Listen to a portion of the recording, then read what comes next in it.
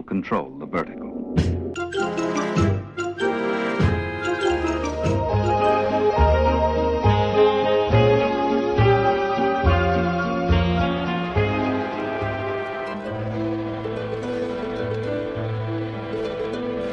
Welcome to Anthologic, the TV anthology podcast. I am your host, Mark. Anthologic is a podcast dedicated to exploring the good, the bad, and the odd of horror, science fiction, and the best of mystery suspense anthology shows and series on TV.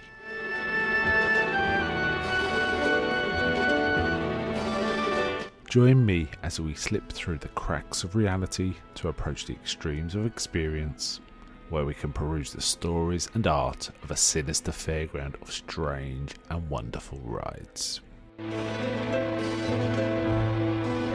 And now we go on to the show that is the focus of this particular episode.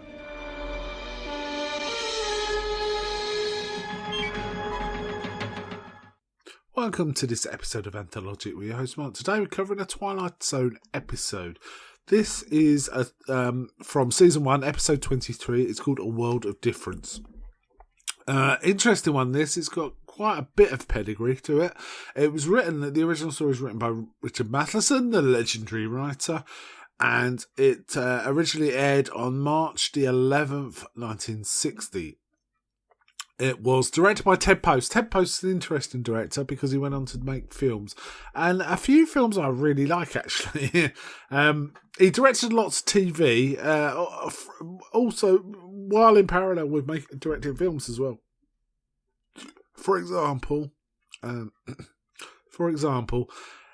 episodes of Columbo, Beretta, from the 70s, and his last credited role in TV looks like it was an episode of something called Bad Cats from 1980. However, he did also make TV movies after this. I believe, for example, he directed the pilot for Cagney and Lacey in 1981.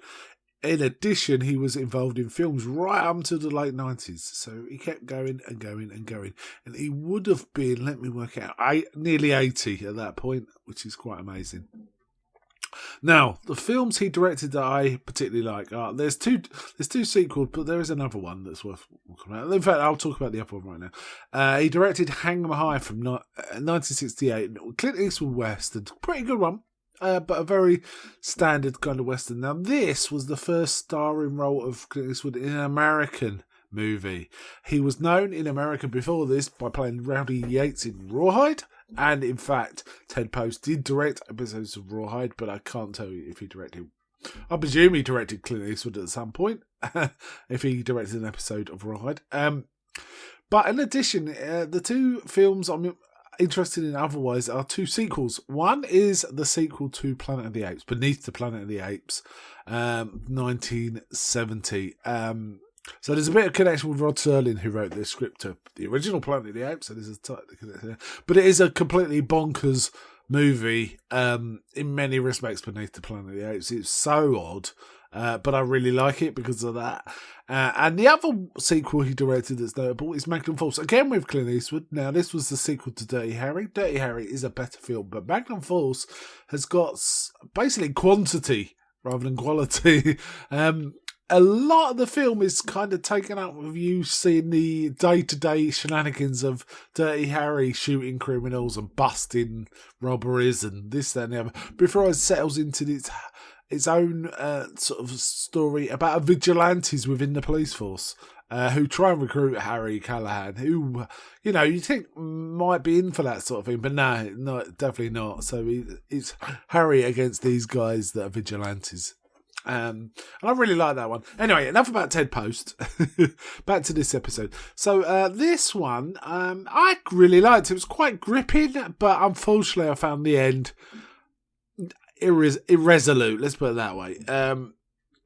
As a man who's a successful businessman, he's played by an actor called Howard Duff very well, I have to say, very well, who's conducting his business in his work environment, and suddenly he hears a noise behind him, looks around, and looks completely startled. And it's a film crew.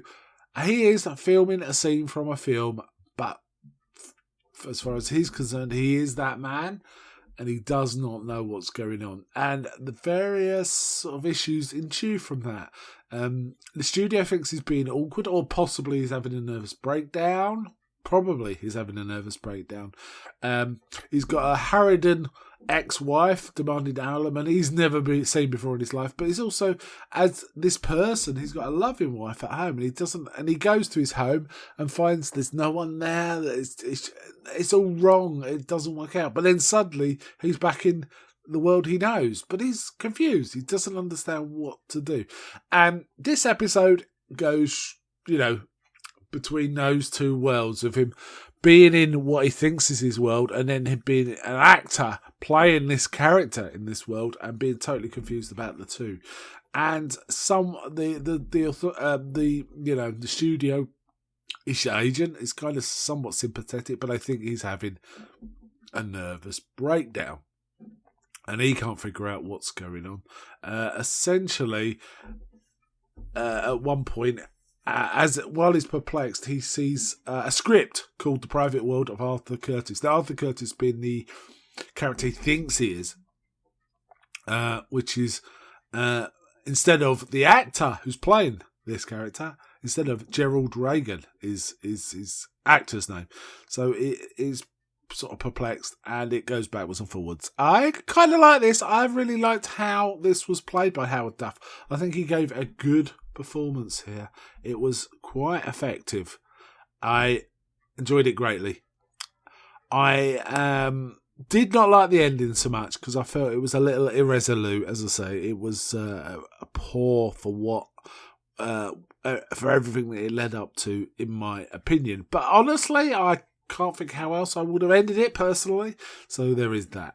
I haven't really got much to say about this one other than I enjoyed it greatly. But it's kind of one note. That's the thing. It's just him being perplexed about what's going on and where he's at.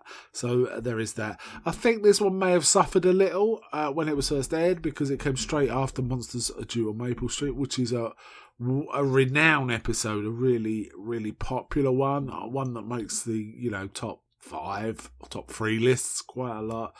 I haven't heard this one much talked about, but I kind of liked it. It is rather one note, which is perhaps why it's not that talked about, but I enjoyed it greatly. Right, I think I'll wind it up there. Before I go, may I ask, is anybody out there?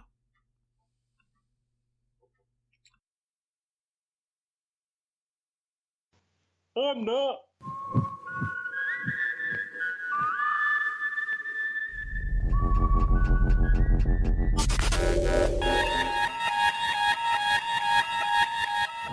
We now return control of your television set to you until next week at this same time, when the control voice will take you to